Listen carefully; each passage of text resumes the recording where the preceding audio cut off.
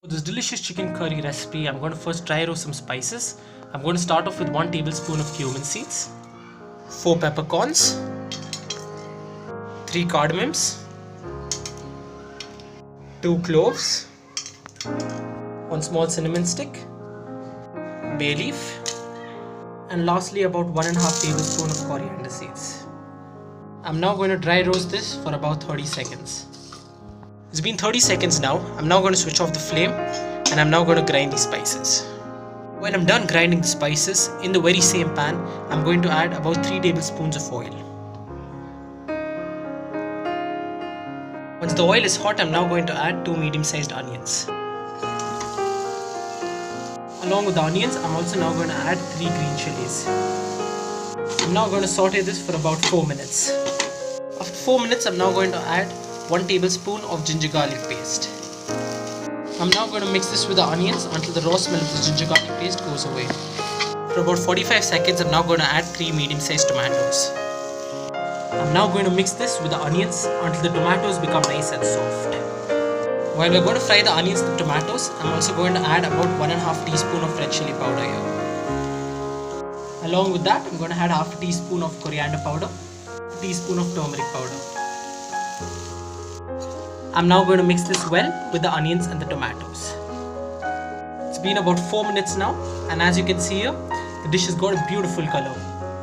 What I'm now going to do is, I'm going to add half kg of washed chicken. Here I've used skinless chicken. What I'm going to do now is, I'm going to mix this really well with the onions and the tomatoes. After mixing it and letting it cook for about 2 minutes, I'm going to now add the spices which we had kept earlier, which we had dry roasted.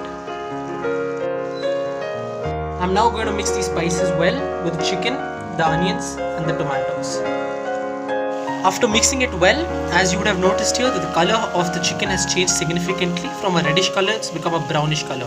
What you can now do is, you can add some salt as per taste. I'm going to now mix it.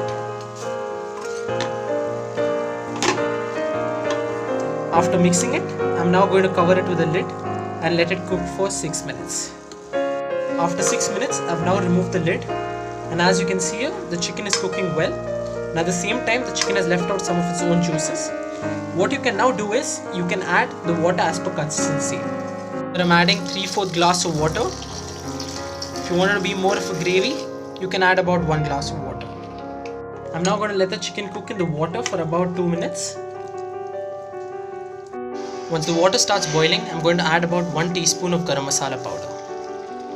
After adding the Garam Masala powder, what I'm going to do is, I'm going to mix this well and then cover it with a lid and let it cook for a period of 3 to 4 minutes. After 4 minutes, I've now removed the lid, and as you can see here, the chicken is almost ready. Now I'm going to add 1 tablespoon of cream to it. I'm going to mix this well with the chicken and let it cook for 1 more minute. After 1 minute, if you wish, you can add some coriander leaves to garnish, and then you can switch off the flame and your dish is ready to be served. So if you did like this recipe, please click on the subscribe button and do like this video.